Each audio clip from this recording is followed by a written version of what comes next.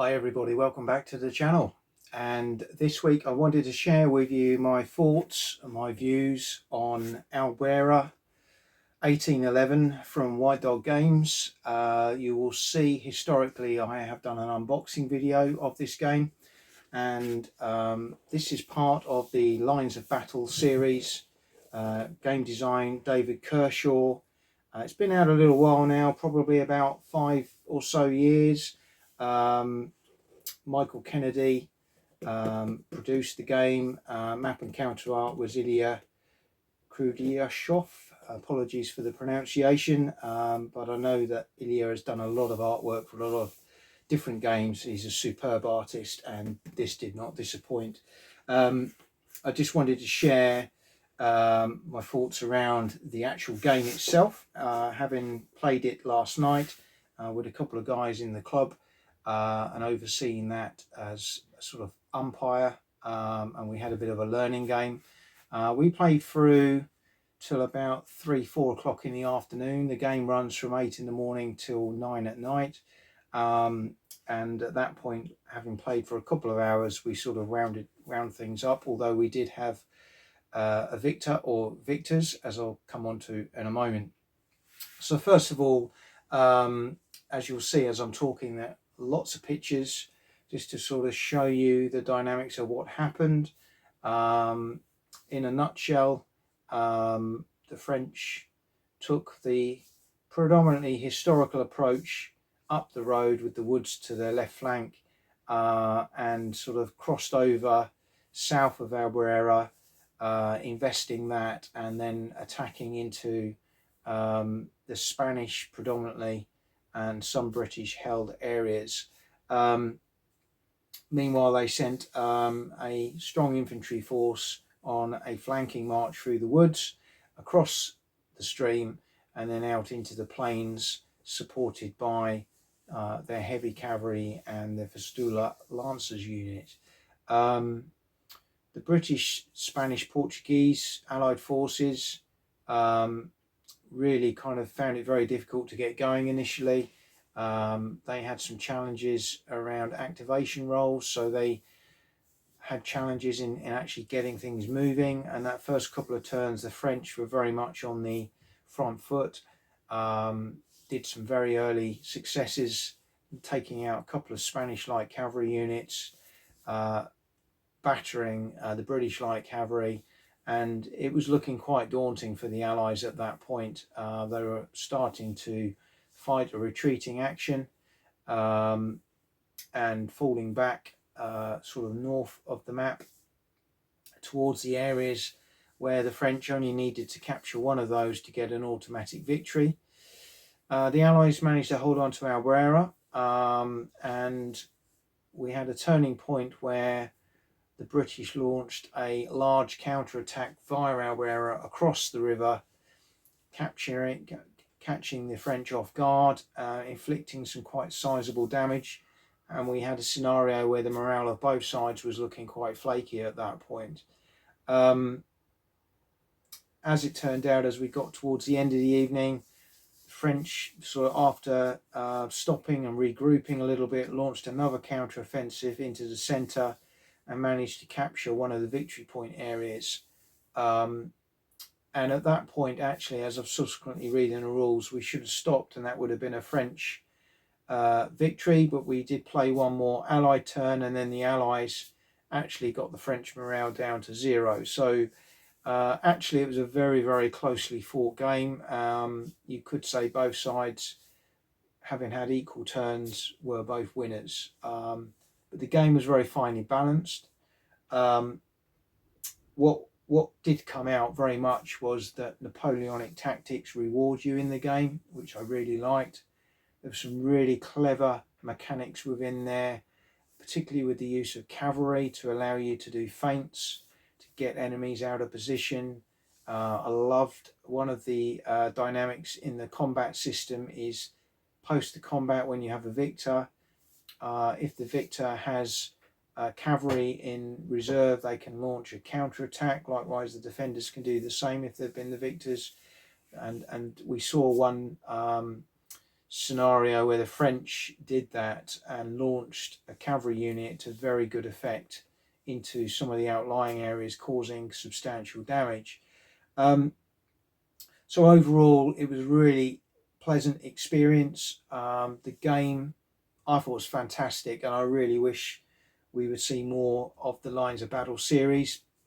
I know David Kershaw was talking about doing a Marengo game. I haven't seen that come to fruition yet. I really do hope some more of these get supported by White Dog or other publishers and get released, because for me, this is a very understated Napoleonic game.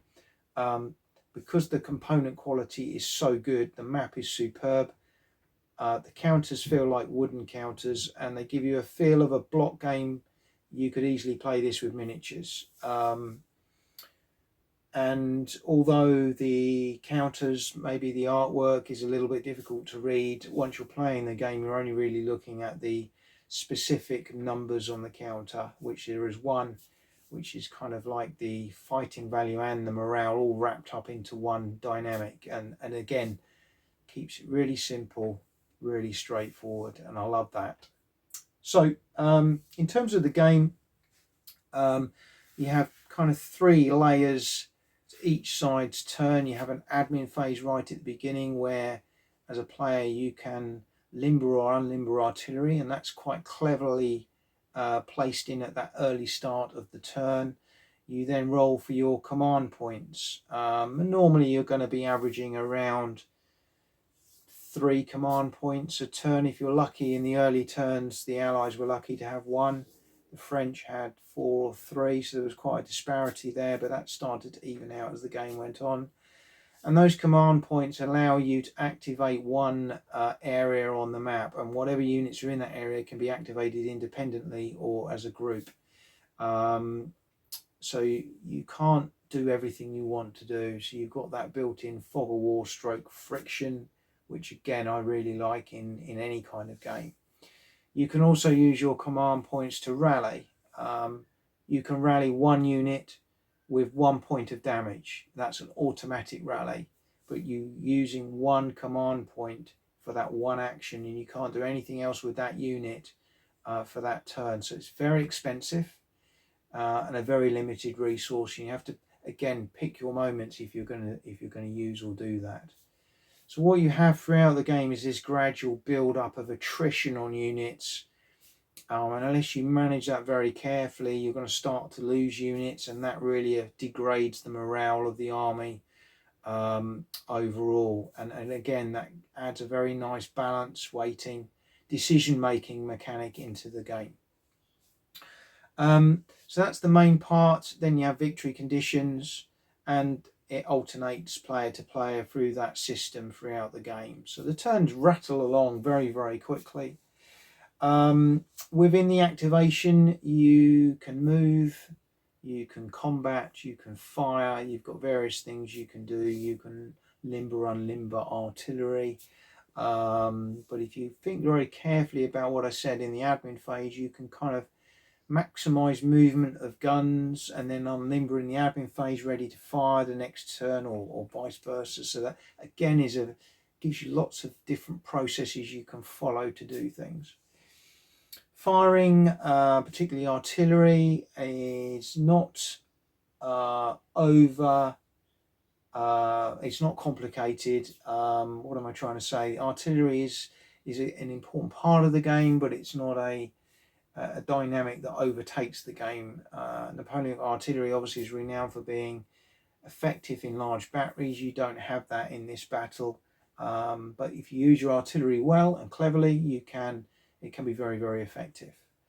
In terms of combat, I think this is one of the key areas of the game, and it's really cleverly done. So you have this kind of set system you go through with a combat, where each side has the ability to retire before the combat, and there'll be advantages and disadvantages of doing that. And sometimes you have to pick your moment when you're going to fight or retreat. And retreating can pull the enemy out of position, which can be effective for other counterattacks. And melees, you have rounds of combat that just keep going and going and going until one side either is eliminated breaks or decides to pull back, and so you get a finality to those combats. They don't just keep grinding on turn to turn. They happen, and they keep happening that turn until it's finished. I like that. At the end of that, the victor has this opportunity, defender or attacker, to launch a counter cavalry charge if they've got cavalry in reserve. And again, I really like that Napoleonic feel that that provides. So there's some really interesting parts to the combat sequence. The other element I think is really important is the map, and utilizing the map, understanding the terrain, the benefits of closed terrain, open terrain, the penalties for movement and combat in different areas such as woods and towns, across bridges or fjords. And the other dynamic, which is very cleverly dealt with in the game, it reminds me of Bo and Simmons games, but in a much less complicated manner, is the use of approaches.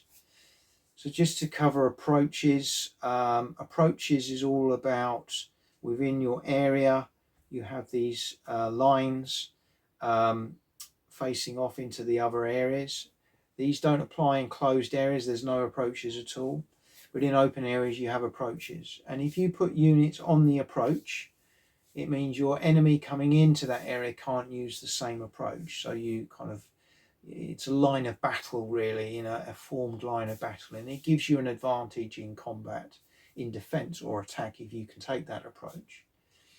But it's important to have reserves in the area behind to be able to feed in new troops. And you can take troops out of the line and feed new troops in. It also protects those units in approaches. And one of the things I really liked was, and we saw this again later in the game, if you the cavalry breakthrough and goes into an area where you're attacking into an approach that's not defended, but maybe there's enemy in other approaches, they suddenly become very vulnerable to flanking attacks. And so approaches are a really important dynamic in the game, choosing when to use them, when not to use them. It's really important, like in Napoleonic battles, to have the use of reserves to feed fresh troops in, take your weaker troops out and give them time to replenish and reset. So some really interesting dynamics there. So hopefully that's given you a feel for Albuera. The game we had, as I say, is one we definitely want to get this back on the table. What became very evident initially, we had the Allied players looking at units, particularly Spanish units, which are one strength point, and thinking, my word, what can I do with these? It became very evident that they can be actually very effectively used in hit and run or feints, or to tie up big areas of troops and then pull back in the face of any kind of mass attack. So I think hats off to David Kershaw,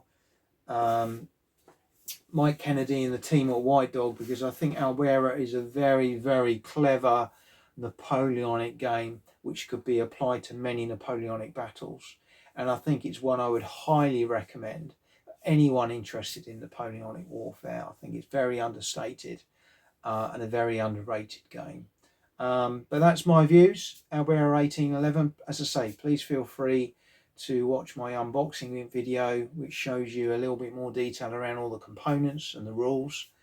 The rules themselves and the miscellaneous booklet you get with them are very, very nicely laid out, very easy to read, they're enjoyable to read.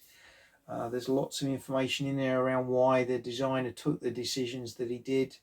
And I think it really helps you to understand the context of the game you're playing. This is one I'm going to play solo as well. I think it's got that ability to be played solo because of the command point mechanic. So Albuera for me, big thumbs up, one to go and have a look at. Albuera 1811 from White Dog Games.